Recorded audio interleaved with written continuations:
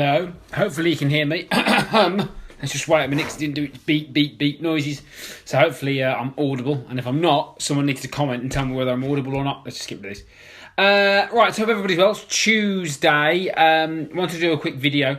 I've accidentally got my Manchester Marathon medal t-shirt on and my finisher t-shirt on, which is a complete accident, I can promise you. It just sort of fell off my medal rack and fell onto my neck, which was a complete accident. I'm joking. I'm going to take this off because that is real fitness knobhead stuff. But anyway, I've just come back from the gym, and I was doing my obligatory wear your finisher t-shirt in the gym. Anyway, because that's just what you do because you're proud of your achievements. So I wanted to talk quickly about my experiences. Obviously, I hope you know my story in terms of losing all the weight I've lost, making a massive positive change in my life, which has culminated in me obviously running marathon 7. This was my 7th. So what I basically wanted to talk about is just something called self-accountability, which is one of the biggest things that people lack, miss, however you want to call it, when they go into any sort of self-development process. And I say self-development process because everybody's different and everyone's got different aims and everyone's got different goals and everyone's looking to do different things. But if you're in the business of trying to improve yourself in some way, whether it be fitness, whether it be weight loss, business, relationships, anything, it involves a process of development and working through things. And of course, training for a marathon, particularly when you've been sort of out of shape and stuff, is quite an interesting process to go into. And what I wanted to talk about is self-accountability. And very quickly, I had an idea in my head of how quickly I wanted to do this run. Okay, so I had an idea in my head of how fast I wanted to go. Now, what I want you to do for a second is, because it's quite easy to get all fitness knobhead on this thing and go, it's all right for you, and those usual validations and excuses and stories that people use. We want to forget all of that. I'm just going to use it as an example to explain how self-accountability is powerful, okay? So forget the marathon, forget that. That's just the mode. But let's explain the principle behind it, right? So what I did was I had a time in my head of what I wanted to do. I had a time in my head of how quickly I wanted to do this run. And I was going to do it. Now, once I got going, I was like, and I'd prepared well. I'd done the work, as I talked about the other week. I'd done the work, I'd prepared. So I was ready to go.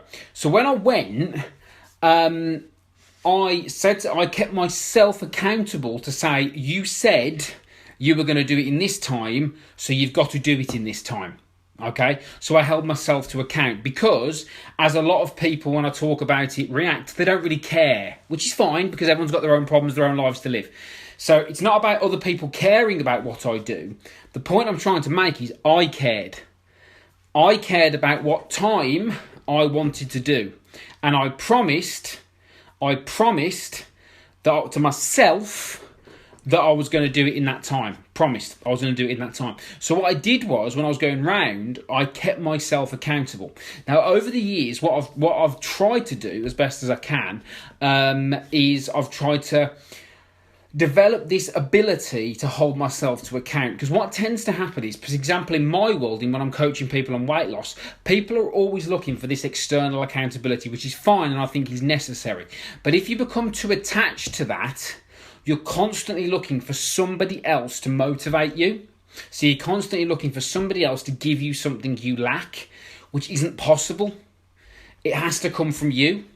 So what I've worked on is my ability to hold myself accountable to what I say I'm going to do. And that's probably the most powerful skill you'll ever get, ever, bar none. Yeah, is the ability to be able to hold yourself accountable. Now, how do you do that? How do you do that? Well, it's a skill, and it's something you need to work on, because as you work on the skill, it then becomes a value of yours when you work on this long enough. Just going on a diet because you think you're fat isn't a skill. It isn't a value. It's just something that a lot of people are going to be doing now because the sun's out. Yeah, they're going to be going on diets or they're going to be trying to exercise, which is fine. But unless, I've said before, unless you work on these values and these skills, it's never going to work for you. So the truth is, self-accountability is a value that I'm trying to cultivate for me. So if I say I'm going to do something, I do it because I will be letting myself down. Yeah? And the way you need to work on this value, if you do want to work on this value, is you just start to do what you say. Okay? And it's as simple as that, and as powerful as that as well. It's as simple as that. You literally just do what you say you're going to do. So when we joke at boot camp, when someone says, I'll see you tomorrow, and I'll say, well, I'll see you tomorrow then. And I talked about this last week, about this. It's almost acceptable now in society for people to say things and not do them, and just not turn up and not say anything. And what I've done is I've cultivated this ability to be able to hold myself accountable. But that takes work, and you've got to say, right, okay, how do I do this? Well, you do what you say. And if you're not going to do something, don't say it. Especially on fucking social media. Excuse my French. Because when this happens, when people start doing that, I'm gonna, it goes back to what I said last week. You look stupid because you've said something you're not going to do. Me, I would have felt stupid on Sunday because I promised myself I was going to do a time, so I had to do it. And I put everything into doing it. Yeah, and that's what 12 years of work does. I started losing weight in 2005, and since 2005, I've worked on these values. Because my values in 2005 were to be lazy, to smoke 20 Benson a day, to be overweight, to be entitled, to expect things, to be a victim, to think the world's going to owe me a favour. And I've worked on the different values since. It's not perfection. It's not something you just wake up one day and you have. And it's certainly not anything somebody can give to you. Okay? They can't give it to you.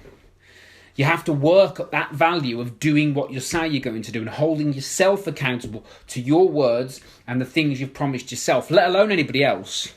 Because if you're promising other people stuff and not doing it, that's where relationships fail, that's where businesses fail, that's where anything fails, when you start making promises you can't stick to.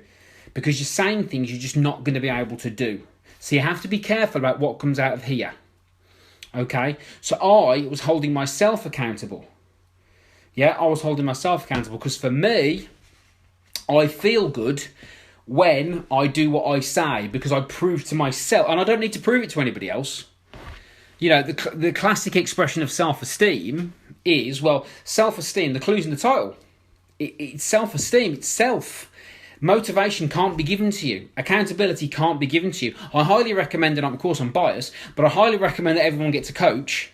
Especially if you're looking to do something amazing or something different. If you're looking to lose 2, 3, 4, 5 stone, run, train, perform, then get somebody who is a coach who's done what you're looking to do and ask them to teach you. I keep saying this and I will keep saying it. For example, weight loss. If you want to lose weight and keep it off, find somebody that's done it and ask them to teach you. And what they'll do if they've kept it off is they'll talk about values, and they'll definitely talk about self-accountability. And this ability to be able to do what you say you're going to do. And be disappointed with yourself if you don't, and not make it public. Not make it public. Because I'll tell you something for nothing, right? For somebody that's been 18 stone, used to smoke 20 a day, recreational drug user, used to drink at the weekend, used to party a lot, used to be out of shape, sedentary, all that sort of stuff. Or the complete opposite of the way I am now. To run a marathon in the time you promised yourself you were going to do it at nearly 40 years old, when you were 18 stone at 27, is amazing. And nothing, all the bullshit, all the nonsense I have to deal with, like we all have to deal with, honestly gets wiped away when you do something like that. Now, that's mine. That doesn't have to be your journey, but whatever it is you're looking to do, you'll make it a damn sight more straightforward if A, you do what you say, and B, you learn how to hold yourself accountable. So you're disappointed with yourself when you don't do the things you say you're going to do. And I promise you, whilst it doesn't make any of this stuff easy, because none of this stuff is, it'll make it a damn sight more straightforward to keep going because you've got those values. And it's as simple as that, really. So, yeah, that's it from me today. Really, really simple. Number 1, always do what you say. Number 2, learn how to hold yourself accountable. And, yeah, this thing starts to get a lot more straightforward. Peace out.